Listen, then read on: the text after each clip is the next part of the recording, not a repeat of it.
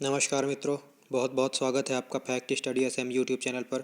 तो आज हम 3 जनवरी 2022 के जितने भी इंपॉर्टेंट क्वेश्चन बन सकते हैं सारे हम इस वीडियो में डिस्कस करेंगे और हर क्वेश्चन से रिलेटेड हम आपको इंपॉर्टेंट फैक्ट भी बताएंगे। लेकिन उससे पहले हम शुरू करेंगे अद्भुत प्रश्नोत्तर की सीरीज़, जो कि आपके परीक्षा में आएंगे और आ जाएंगे तो बहुत परेशान करेंगे आपको। तो आप ज़रूर इनको अटैम्प्ट करिए, हम आपको इसका उत्तर भी बताएंगे। तो चलिए शुरू करते हैं पहले अद्भुत प्रश्नोत्तरों की सीरीज़। देखिए यहाँ पे, और आप खुद सोचिएगा कि क्या ये प्रश्न आपके एग्ज़ाम में नहीं आ सकते, और अगर आ जाएंगे तो आपको कितना परेशान करेंगे आप सोच भी नहीं सकते हैं। देखिए, पहला प्रश्न है आपका, कबीर और धर्मदास के मध्य संवादों का संकलन का शीर्षक क्या है। आपको शीर्षक का नाम बताना है। देखिए, ये बिल्कुल आपका वन लाइनर होता है, इसमें बिल्कुल भी मैं आपको इसका एक्सप्लेनेशन नहीं दूंगा। सीधे वन लाइनर क्वेश्चंस होते हैं, वन लाइनर से इसके आंसर होते हैं, ठीक है। तो आपका पहला है, कबीर और धर्मदास के मध्य संवाद हुआ था, उसके संकलन का शीर्षक क्या है, आपको ये बताना है। दूसरा प्रश्न है आपका, द फ्री इंडियन लीजन, जो भारतीय स्वतंत्रता संग्राम हुआ था उसके दौरान द फ्री इंडियन लीजन की स्थापना, इस सेना को किसने बनाया था, आपको ये बताना है। तीसरा आपका प्रश्न है, 1936 में अखिल भारतीय किसान सभा का अध्यक्ष किसे किसे चुना गया था, ठीक है। सर्वप्रथम, ये प्रथम अध्यक्ष थे, आपको प्रथम अध्यक्ष बताना है। अखिल भारतीय किसान सभा का प्रथम अध्यक्ष किसे चुना गया था, आपको ये बताना है। अगला प्रश्न है आपका, मैप से प्रश्न है आपका, मैप से नहीं है, इसके नीचे वाला मैप से है। ये प्रश्न है, क्षेत्रफल की दृष्टि से भारत का सबसे बड़ा यूटी आपको बताना है कौन सा है, ठीक है। देखिए, हम आपके प्रश्न को थोड़ा सा लेवल अप करके चलते हैं। देखिए, आप राज्य भी जानते होंगे, है ना, और आप देश भी जानते होंगे। ये सारे प्रश्न थोड़ा पुराने हो गए हैं। अब यूटी आपसे पूछेगा कि सबसे बड़ी यूटी कौन सी है। अगला है, बांग्लादेश की सीमा से कौन कौन से राज्यों की सीमा टच करती है बांग्लादेश की सीमा से, आपको ये बताना है। और ये भी बताना है कि सबसे ज़्यादा सीमा भारत की कौन से देश के साथ टच करती है। अगला आपको प्रश्न बताना है, भारत का प्रथम national centre for marine diversity कहाँ पर स्थित है, प्रथम बताना है आपको, ठीक है। भारत का प्रथम national centre for marine diversity, ये जो आपका ICAR का एग्ज़ाम आने वाला है ना, उसको ध्यान में रखते हुए ये क्वेश्चंस जो हैं चुने गए हैं, डिज़ाइन किए गए हैं। बिल्कुल आप इनको सीरियसली लेकर अटैम्प्ट करिए, आप सोचिए इनके बारे में, ठीक है। आपका अगला प्रश्न है, आपका अगला प्रश्न है, ये किस राष्ट्रीय उद्यान ने वन्य जीव प्रबंधन के लिए ड्रोन या मानव रहित हवाई वाहन का प्रयोग करना आरंभ कर दिया है, आपको ये बताना है। आपका 8वां प्रश्न है, आपको बताना है, भारत में सुनामी वार्निंग सेंटर कहाँ पर स्थित है, किस शहर में स्थित है, आपको ये बताना है। 9वां प्रश्न है आपका, कल्प योजना किससे संबंधित था, आपको ये बताना है, सीधा सीधा बताना है, ठीक है। 10वां प्रश्न है आपका, भारत की पहली अंग्रेजी फिल्म कौन सी थी, ठीक है, आपको ये बताना है। भारत की पहली अंग्रेजी फिल्म कौन सी थी, आपको उसका नाम बताना है। और द्रोणावल्ली हरिका ये किस खेल से संबंधित है, आपको ये बताना है। तो क्या आप सोच पाए? इन 11 प्रश्नों में से अगर आप 7 अगर 6 के ऊपर हैं तो ठीक है, अगर 8 9 तक आप जा पा रहे हैं तो बहुत अच्छे हैं। अगर आप 5 से कम हैं, 5 या 5 से कम, तो फिर चिंतनीय विषय है, ठीक है, क्योंकि ये सारे क्वेश्चंस आते हैं। देखिए, पहला प्रश्न है आपका, कबीर एवं धर्मदास के मध्य संवादों के संकलन का शीर्षक क्या है, तो इसे बोलते हैं अमर मूल, याद रखिएगा। अमर मूल शीर्षक है, क्या है अमर मूल का शीर्षक, क्या है अमर मूल किसका शीर्षक है, कबीर एवं धर्मदास के मध्य जो संवाद हुए थे उनके संकलन का शीर्षक है अमर मूल, याद रखेंगे। अगला आपका फैक्ट है, जो द फ्री इंडियन लीजन नामक सेना किसने बनाई थी, याद रखिएगा, हमारे सुभाष बाबू ने, सुभाष चंद्र बोस जी ने बनाई थी, याद रखिएगा, बोस जी ने बनाई थी free Indian legion. Most important question आपके लिए हो जाता है। फॉरवर्ड ब्लॉक तो आप सबको पता हो गया है, ये अब ये नया क्वेश्चन, फ्री इंडियन लीजन, ठीक है, द फ्री इंडियन लीजन इसको बोलते हैं, ठीक है। अगला प्रश्न है, 1936 में अखिल भारतीय किसान सभा के प्रथम अध्यक्ष किसे चुना गया था, तो आप क्या इसका सोच पा रहे हैं, उत्तर सोच पा रहे हैं? इसका उत्तर होगा स्वामी सहजानंद सरस्वती, स्वामी सहजानंद सरस्वती, याद रखिएगा। स्वामी सहजानंद सरस्वती को अखिल भारतीय किसान सभा का प्रथम अध्यक्ष 1936 में चुना गया था। अगला प्रश्न है आपका, क्षेत्रफल की दृष्टि से भारत का सबसे बड़ा संघ शासित प्रदेश, संघ शासित राज्य कौन सा है, तो अंडमान और निकोबार द्वीप समूह, ये सबसे बड़ा क्षेत्रफल की दृष्टि से, याद रखिएगा। कितना है? 82 उनचास वर्ग किलोमीटर का है अंडमान और निकोबार, याद रखिएगा, ठीक है। और सुभाष चंद्र बोस ने सबसे पहले अंडमान और निकोबार में ही झंडा फहराकर अंडमान और निकोबार को ही सबसे पहले इन्होंने एक स्वतंत्र स्टेट घोषित किया था, ये बात भी आप याद रख सकते हैं, ठीक है। अगला प्रश्न आपका कौन सा है, बांग्लादेश की सीमा से कौन कौन से राज्य लगते हैं, ठीक है। तो बांग्लादेश की सीमा से अपने कौन कौन से राज्य लगते हैं, क्या आपको पता है? एक तो आपको पता ही होना चाहिए, त्रिपुरा, तीन तरफ से बांग्लादेश से घिरा हुआ राज्य है त्रिपुरा। एक आपको पता होना चाहिए मेघालय, एक आपको पता होना चाहिए मेघालय, एक आपको और कौन सा पता होना चाहिए, असम। ये भी बात याद रख लीजिए कौन कौन से होगा, त्रिपुरा, मेघालय, मेघालय हो गया अपना, असम हो गया अपना, एक वेस्ट बंगाल तो आपको पता ही होना चाहिए, पश्चिम बंगाल आपको पता होना चाहिए बिल्कुल, पश्चिम बंगाल हो गया, और त्रिपुरा मैंने बता दिया। तो चार अपने राज्यों की सीमा जो है वो बांग्लादेश की सीमा के साथ साझा करते हैं, मेघालय, असम, पश्चिम बंगाल और त्रिपुरा। और त्रिपुरा तीन तरफ से बांग्लादेश से घिरा हुआ है, ये बात आप याद रखेंगे। और एक एक क्वेश्चन मैंने और पूछा था कि सबसे ज़्यादा जो सीमा है भारत कौन से देश के साथ साझा करता है, तो वो बांग्लादेश ही है, याद रखिएगा। 4096.7 किलोमीटर, मतलब 4096.7 किलोमीटर सीमा साझा करता है भारत बांग्लादेश के साथ, ये बात आप याद रखेंगे। अगला प्रश्न आपका कौन सा है, अगला प्रश्न है भारत का प्रथम national centre for marine diversity ये कहाँ पर स्थित है, तो भारत का प्रथम national centre for marine diversity ये जामनगर में स्थित है, याद रखिएगा, जामनगर में स्थित है, बिल्कुल आप ये क्वेश्चन नहीं भूलेंगे। और भारत अभी 5G जो सेवा शुरू कर रहा है ना भारत के 13 बड़े बड़े शहरों में, उसमें से जामनगर भी एक है, गुजरात में सबसे ज़्यादा है, याद रखिएगा, उनमें से गुजरात का जामनगर भी है, तो आप याद रखेंगे ये चीज़, ठीक है। अगला प्रश्न देखिए, अगला जो सुनिए, अगला सुनिए, अगला प्रश्न आपका क्या कहता है, अगला प्रश्न कहता है आपका किस राष्ट्रीय उद्यान ने वन्य जीव प्रबंधन के लिए ड्रोन या मानव रहित वाहन का उपयोग करना आरंभ किया, तो मोस्ट इंपॉर्टेंट आपके क्वेश्चन हो जाता है बांदीपुर, बांदीपुर नेशनल पार्क, याद रखिएगा, बांदीपुर नेशनल पार्क ने ऐसा किया है। और क्या आप बता सकते हैं बांदीपुर बाघ अभ्यारण्य टाइगर रिजर्व बोल सकते हैं इसको, ये कहाँ पर है, ये कर्नाटका में है, याद रखिएगा, बिल्कुल भूलिएगा नहीं। अगला आपका प्रश्न कौन सा बन जाता है, अगला प्रश्न आपका बन जाता है भारत में सुनामी वार्निंग सेंटर कहाँ पर है, तो भारत में सुनामी वार्निंग सेंटर जो आपका है वो हैदराबाद में है, याद रख लीजिएगा, हैदराबाद में भारत का सुनामी वार्निंग सेंटर है, ये बात आप नहीं भूलेंगे। अगला प्रश्न देखिए, कल्प योजना किससे संबंधित है, सीधा सीधा प्रश्न है, कल्प योजना किससे संबंधित है, जो प्राइमरी एजुकेशन होती है, प्रारंभिक शिक्षा से संबंधित है कल्प योजना। अगला आपका प्रश्न है भारत की पहली अंग्रेजी फिल्म कौन सी थी, भारत की पहली अंग्रेजी फिल्म कौन सी थी, तो याद रखिएगा नूरजहां, नूरजहां भारत की पहली अंग्रेजी फिल्म थी। अब भारत की पहली फिल्म, भारत की पहली बोलती फिल्म, भारत की पहली रंगीन फिल्म, भारत की पहली 3D फिल्म, ये सब नहीं पूछेगा, अब ये पूछेगा भारत की पहली अंग्रेजी फिल्म कौन सी थी, तो याद रखिएगा नूरजहां, याद रख लीजिएगा, ये क्वेश्चंस आपको बिल्कुल औरों से बहुत आगे ले जाएंगे। अगला प्रश्न है आपका द्रोणावल्ली हरिका ये किस खेल से संबंधित हैं, ये शतरंज से संबंधित है, याद रखिएगा। और शतरंज के मैंने आपको दो बहुत फेमस खिलाड़ी बताए हैं, एक नॉर्वे के एक रशिया के, कमेंट सेक्शन में आप बताइए, पिछले दो वीडियोस में मैं बताता आ रहा हूँ, तो आप इसमें अपना स्कोर चेक करिए कि आप कितना स्कोर कर पा रहे हैं, ठीक है। चलिए अब आज का करंट अफेयर शो शुरू करते हैं। तो पहला प्रश्न है हाल ही में किस मंत्रालय द्वारा 14 हनी फार्मर प्रोड्यूसर ऑर्गेनाइजेशन खोले जाएंगे, 14 खोले जाएंगे, तो याद रखिएगा 14 तो खोले जाएंगे, लेकिन पहला इसको FPO बोलते हैं, FPO याद रखिएगा, ठीक है, FPO बोल देंगे इसको, फार्मर्स प्रोड्यूसर ऑर्गेनाइजेशन, हनी के लिए, शहद के लिए, ठीक है। तो ऐसा पहला पहला FPO कहाँ खुला था, तो पहला FPO MP में खुला था, याद रखिएगा। और इसको खोलता कौन है, तो इसको खोलता है जनजाति मामलों का मंत्रालय, याद रखिएगा, ठीक है, जनजाति मामलों का मंत्रालय ये फार्मर प्रोड्यूसर ऑर्गेनाइजेशन ये खोल रहा है हनी के लिए, ठीक है, 14 बनाएगा। और इसके मंत्री कौन है, अर्जुन मुंडा, ये बात भी आप याद रखिएगा, अर्जुन मुंडा इसके मंत्री हैं, खूंटी सीट से ये चुनाव लड़ते हैं, ठीक है। पूरी तरह से आप एक और फैक्ट देखिए, पूरी तरह से ऑर्गेनिक खेती वाला कौन सा जगह बन गया है, तो डांग नामक जगह, याद रखिएगा, गुजरात में पूरी तरह से ऑर्गेनिक खेती करता है, तो ये बात आप याद रख लीजिएगा। और राष्ट्रीय जनजाति मामलों के मंत्रालय की बात आई है, तो राष्ट्रीय जनजाति नृत्य महोत्सव हाल ही में रायपुर छत्तीसगढ़ की राजधानी में आयोजित किया गया था, क्या, राष्ट्रीय जनजाति नृत्य महोत्सव छत्तीसगढ़ की राजधानी रायपुर में आयोजित किया गया था। और एक और बता देता हूँ, एक प्राइम मिनिस्टर ऊर्जा गंगा योजना, इसके लिए मैं आपको एक बता चुका हूँ पिछले वीडियो में कि एक बीना की पाइपलाइन परियोजना चल रही है, बीना जो है मध्य प्रदेश में है, पनकी जो है उत्तर प्रदेश में, इनके बीच पाइपलाइन बिछाई जाएगी, इसमें से गैस जो होंगे उनका आदान प्रदान किया जाएगा, विभिन्न प्रकार की गैसों का। तो ये जो पाइपलाइन बिछाई जाती हैं तो ये किस योजना के अंतर्गत बिछाई जाती हैं, तो याद रखिएगा पीएम ऊर्जा गंगा योजना के अंतर्गत ये पाइपलाइन बिछाई जाती हैं, याद रख लीजिएगा, बिल्कुल मोस्ट इंपॉर्टेंट आपके लिए फैक्ट हो जाता है।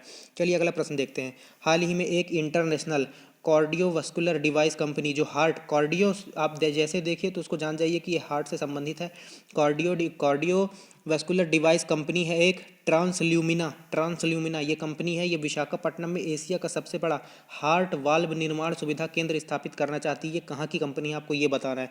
जो हार्ट में वाल्व होते हैं ना वो आर्टिफिशियली निर्माण किए जाएंगे, ये लगा रहा है विशाखापट्टनम में। तो ये कहाँ की कंपनी है, कौन सी, ट्रांसल्यूमिना। ये याद रखिएगा, जर्मनी की कंपनी है, जर्मन कंपनी है ट्रांसल्यूमिना। और जर्मनी के अभी अभी चांसलर बने हैं कौन, ओलाफ शोल्स। ये बात भी आप याद रखिएगा, ओलाफ शोल्स यहाँ के चांसलर हैं। राजदूत कौन है, हरीश पर्वत नेही। ये बात भी आप याद रखिएगा। अगला प्रश्न है, पशु आहार का एक ब्रांड है नॉरिश्चर, ठीक है, नॉरिश्चर। इसको ऐसे लिख सकते हैं, देखिए NOURITURE, ठीक है, NOURITURE, नॉरिश्चर। इसने अपना ब्रांड एम्बेसडर किसे बनाया था, इसने पंकज त्रिपाठी को अपना ब्रांड एम्बेसडर बनाया है। ये बात आप याद रखिएगा। अगला प्रश्न देखते हैं, रविंद्र जडेजा किनारा कैपिटल्स के हैं और ब्रेटली जो हैं स्पोर्ट्स अड्डा के हैं। चलिए अगला देखते हैं, पंकज त्रिपाठी बताइए और किसके ब्रांड एम्बेसडर हैं, रोज़ बताता हूँ वीडियो में, कमेंट सेक्शन में बताइए। अगला प्रश्न है, हाल ही में हिंदी भाषा के लिए साहित्य अकादमी पुरस्कार किसने जीता है। तो यहाँ पर दिख रहे हैं दया प्रकाश सिन्हा ने अपनी किताब है इनकी सम्राट अशोक, याद करना भी आसान है, सम्राट अशोक के लिए साहित्य अकादमी पुरस्कार जीता हुआ है हिंदी भाषा के लिए। इंग्लिश भाषा के लिए नमिता गोखले ने जीता है, याद रखिएगा, नमिता गोखले ने जीता है। इनकी बुक कौन सी है, थिंग्स टू लीव बिहाइंड मतलब बातों को पीछे छोड़ो, इसका मतलब ये होगा। थिंग्स टू लीव बिहाइंड किताब के लिए नमिता गोखले ने अंग्रेजी के लिए साहित्य अकादमी पुरस्कार जीता है। हिंदी के लिए दया प्रकाश सिन्हा ने जीता है। और आपको एक और याद रखना है, राजस्थानी भाषा के लिए मिथेश निर्मोही को मिला है। आप इतना ही याद रख लीजिए राजस्थानी भाषा के लिए। मैं राजस्थानी और इंग्लिश के लिए जोर क्यों दे रहा हूँ, क्योंकि अपने जो है 22 भाषाएं जो है अपने संविधान में है, ठीक है। इसके अलावा जो 2 भाषाओं में और दिया जाता है, टोटल 24 भाषाओं में दिया जाता है ये साहित्य अकादमी। तो इंग्लिश और राजस्थानी के लिए ही दिया जाता है, ठीक है। तो इंग्लिश में भी आपको याद रखना है और राजस्थानी वाला भी आपको याद रखना है, ठीक है। तीनों को याद रखिएगा, क्योंकि इंग्लिश में इससे पहले आज से 2 साल पहले शशि थरूर को मिला था एन एरा ऑफ डार्कनेस के लिए, ठीक है। तो खूब पूछा गया था। तो अब नमिता गोखले भी याद रखेंगे, थिंग्स टू लीव बिहाइंड के लिए मिला है, दया प्रकाश सिन्हा को सम्राट अशोक के लिए मिला है, और आप मिथेश निर्मोही का सिर्फ नाम याद रख सकते हैं। देखिए मैं आपको उतना ही बताता हूँ जितना आपके परीक्षा के लिए रेलेवेंट है, ठीक है। चलिए अगला प्रश्न देखते हैं, प्राइम मिनिस्टर मोदी ने 17,500 करोड़ रुपए की परियोजनाओं की नींव किस राज्य में रखी है। तो ये रखी है उत्तराखंड में, सिर्फ आपको इतना ही याद रखना है, ठीक है, उत्तराखंड में। और क्या याद रख सकते हैं आप, तो एक और याद रख लीजिए कि यहाँ पर लखवार डैम इसी प्रोजेक्ट का हिस्सा है, ठीक है। तो लखवार डैम कहाँ पर बन रहा है आपसे पूछा जा सकता है, यमुना नदी पर है, याद रखिएगा। तो उत्तराखंड में बन रहा है। और ऋषिकेश में एम्स भी बन रहा है, वो भी इसी योजना का ही हिस्सा है। तो ये बात आप याद रखिएगा। और एक मैं आपको फैक्ट बता दे रहा हूँ, अभी अभी की है बात है, वृद्धावस्था पेंशन को हाल ही में उत्तराखंड ने 1200 रुपये था, इसको बढ़ाकर 1400 रुपये कर दिया है, ठीक है। ये अच्छी बात है, 1200 रुपये से बढ़ाकर 1400 रुपये कर दिया है वृद्धा पेंशन योजना को। प्राइम मिनिस्टर यहाँ के पुष्कर सिंह धामी हो जाते हैं और यहाँ के गवर्नर गुरमीत सिंह हो जाते हैं, ठीक है। और भी क्या बताया जा सकता है, देहरादून यहाँ की कैपिटल है और यहाँ की समर कैपिटल गैरसैंण है। तो ये बात भी याद रखिएगा, बात हो रही है उत्तराखंड की, याद रखिएगा। चलिए अगला प्रश्न देखते हैं, यहाँ पर नागालैंड दिख रहा है, तो नागालैंड में हॉर्नबिल फेस्टिवल मनाया जाता है, याद रखिएगा, ठीक है। और यहाँ पर जाते हैं तो इनर लाइन परमिट वगैरह लेना पड़ता है ना, यहाँ पे परमिट लेना पड़ता है नागालैंड और अरुणाचल वगैरह नॉर्थ ईस्ट के स्टेट में जाने के लिए। तो इन्होंने एक पोर्टल भी लॉन्च किया है, ये बात भी याद रखिएगा, ठीक है। और पक्के पागा हॉर्नबिल फेस्टिवल अरुणाचल प्रदेश में होता है। हॉर्नबिल फेस्टिवल जो है नागालैंड में होता है, लेकिन पक्के पागा हॉर्नबिल फेस्टिवल अरुणाचल प्रदेश में होता है, कोई कन्फ्यूजन मत रखिएगा इसके बारे में। अगला प्रश्न है, under 19 Asia cup cricket tournament को भारत ने जीत लिया है, ये क्रिकेट की बात हो रही है, ठीक है, याद रखिएगा। फाइनल में भारत ने किसको हरा दिया, तो फाइनल में भारत ने, याद रखिएगा, श्रीलंका को हराया है, ठीक है, श्रीलंका को हराया है। और ये फाइनल कहाँ पर हुआ, दुबई इंटरनेशनल स्टेडियम में हुआ, ये बात भी आप याद रखिएगा, ठीक है। अंडर 19 एशिया कप क्रिकेट की बात हो रही है। और अंडर 19 हाल ही में अभी सैफ भी हुआ है, साउथ एशियन फुटबॉल फेडरेशन का अंडर 19 भी हुआ है, जो महिला वर्ग में बांग्लादेश ने जीता है भारत को हराकर, और पुरुष वर्ग में भारत ने जीता है नेपाल को हराकर। तो ये बात भी याद रखिएगा, कन्फ्यूजन मत रखिएगा, ठीक है। अगला प्रश्न देखिए, हाल ही में आशीष पांडे को किस बैंक के कार्यकारी निदेशक चुना गया है।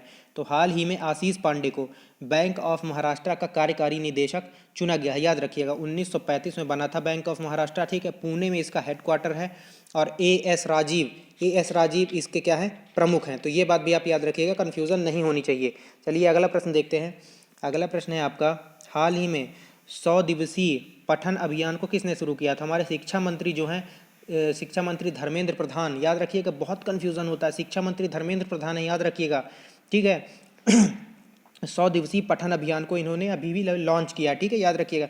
अमित शाह सहकारिता मंत्री हैं, राजनाथ सिंह हमारे अमित शाह गृह मंत्री भी हैं, सहकारिता मंत्री भी हैं, राजनाथ सिंह रक्षा मंत्री हैं, याद रखिएगा। धर्मेंद्र प्रधान तो शिक्षा मंत्री हो गए, नारायण राणे एमएसएमई मंत्री हैं, याद रखिएगा।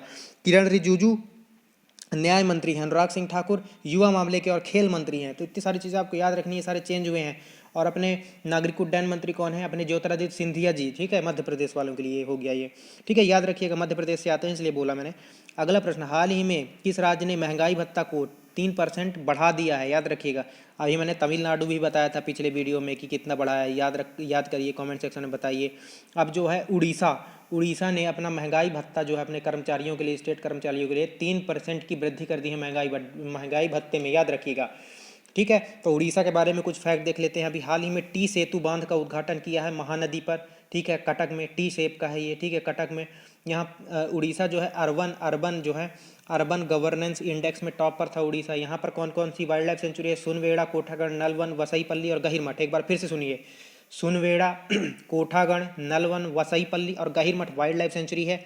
नेशनल पार्क यहाँ पर है भीतरकनिका नेशनल पार्क, और सिमलीपाल भी यहीं पर है, सिमलीपाल और भीतरकनिका नेशनल पार्क भी यहीं पर है, याद रखिएगा। और यहाँ पर एक मैं आपको हर बार बताता हूँ, वेंकट रायपुर और नोलिया शाही, इनको यूनेस्को ने सुनामी रेडी डिक्लेयर किया हुआ है, याद रखिएगा। नंदन कानन चिड़ियाघर भी है, यहाँ पर एनिमल को अडॉप्ट करने की स्कीम भी चल रही है। और अखिल भारतीय राजभाषा वैज्ञानिक एवं तकनीकी संगोष्ठी का आयोजन भी उड़ीसा में हुआ था, ये बात भी आप याद रख सकते हैं। चलिए अगला प्रश्न देखते हैं।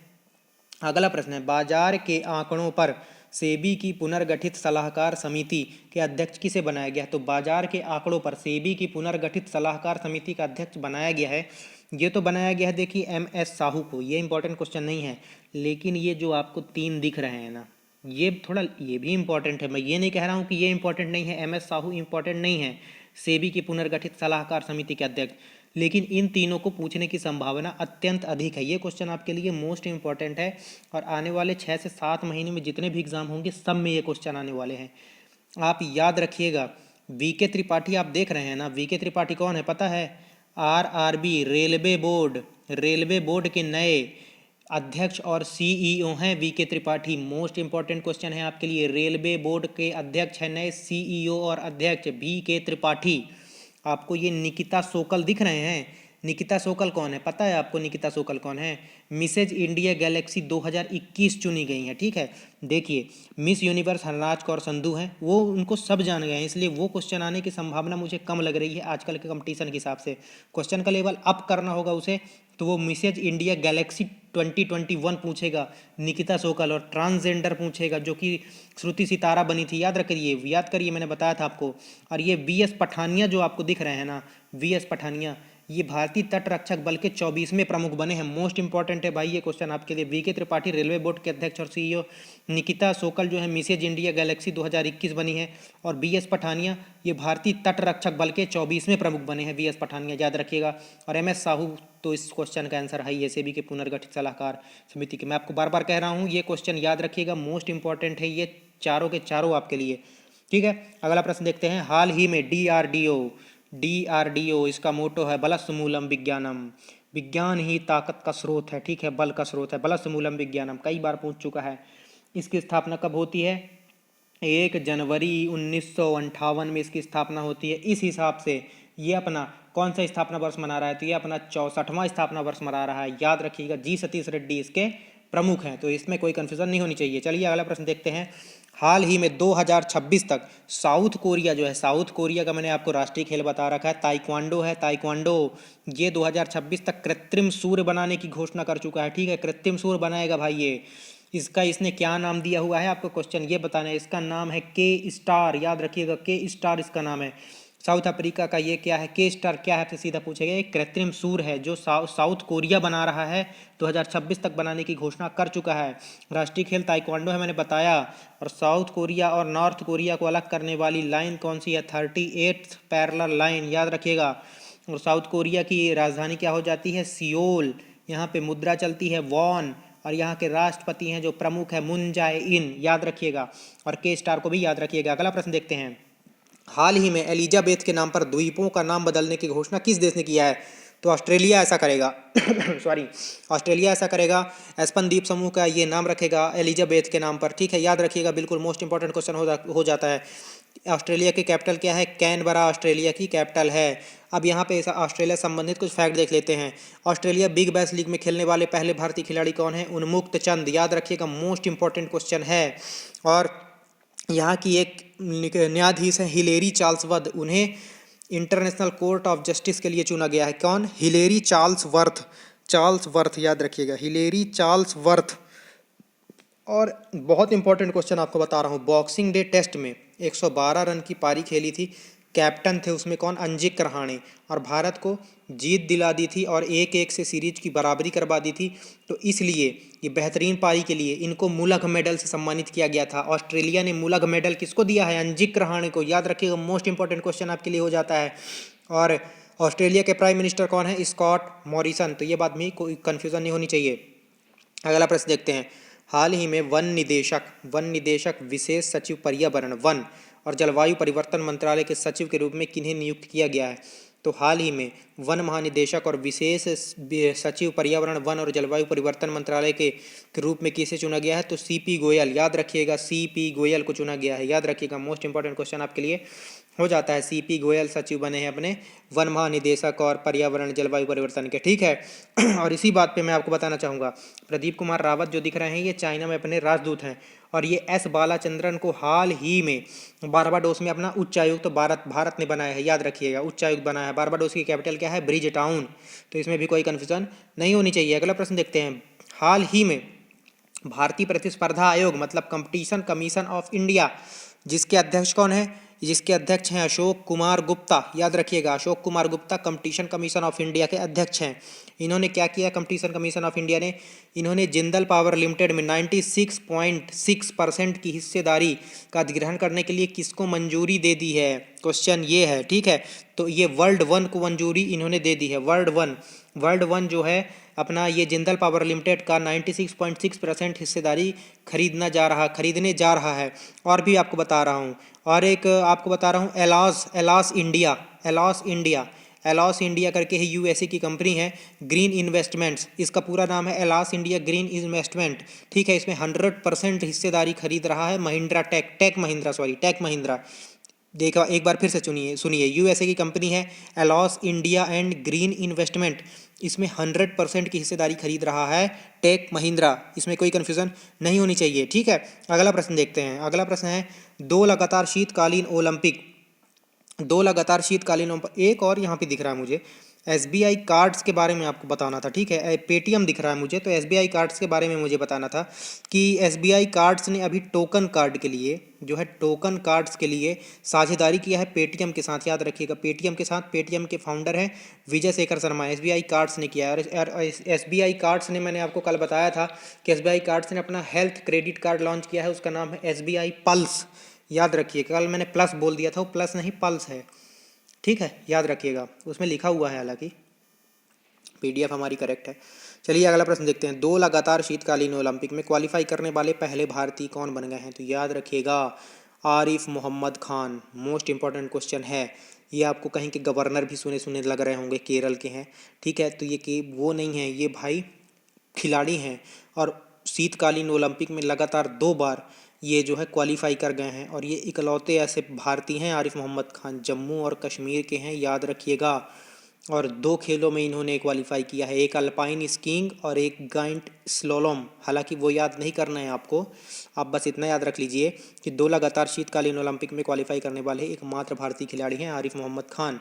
यहाँ पर दिख रहे हैं चंदीप सिंह, ये भी जम्मू कश्मीर के हैं, और इन्होंने क्या किया है? पैरा ताइक्वांडो चैंपियनशिप में पदक जीता है, याद रखिएगा, इंपॉर्टेंट है। नेत्रा कुमनन दिख रही हैं आपको, नेत्रा कुमनन टोक्यो ओलंपिक के लिए इन्होंने क्वालिफाई किया था, और ये नौकायन से संबंधित हैं। अतिथि अशोक ये 4थे स्थान पर आई थी टोक्यो ओलंपिक में, गोल्फ से संबंधित है, याद रखिएगा। बहुत इंपॉर्टेंट क्वेश्चन है ये सारे के सारे, आपके छपने वाले क्वेश्चन है। अगर यूथ विंटर ओलंपिक की बात की जाए तो वो कहाँ पर होने वाले हैं, तो यूथ विंटर ओलंपिक जो है, मैंने आपको कल भी बताया था, गैंगवॉन साउथ कोरिया में होने वाले हैं यूथ विंटर ओलंपिक। और अगर यूथ समर ओलंपिक की बात करें तो सेनेगल की राजधानी डकार में होने वाले हैं यूथ समर ओलंपिक। और ओलंपिक की बात करते हैं 2024 में जो है पेरिस में होने वाले हैं, ठीक है। और 2028 और 2032 आप कमेंट सेक्शन में बताइए, मैंने कई बार आपको बताया, ठीक है। अगला प्रश्न देखते हैं, ये छपने वाला प्रश्न है, छपने वाला प्रश्न है, हाल ही में Simorgh space launch vehicle rocket से, Simorgh space launch vehicle rocket से 3 उपग्रह किस देश ने लॉन्च किए, तो ईरान ने लॉन्च किए, याद रखिएगा। Simorgh space launch vehicle rocket से 3 उपग्रह छोड़े भाई ईरान ने। इन्होंने अभी एक मिलिट्री सैटेलाइट नूर भी छोड़ा था, याद रखिएगा, लेकिन नूरी मिसाइल वो वहाँ का है, साउथ कोरिया का है, तो उसमें कन्फ्यूज़न नहीं होना चाहिए। मिलिट्री सैटेलाइट है ये नूर ईरान का था, ईरान ने छोड़ा था। लेकिन अभी का क्वेश्चन ये है, Simorgh space launch vehicle rocket से 3 उपग्रह छोड़ दिए हैं ईरान ने, याद रखिएगा।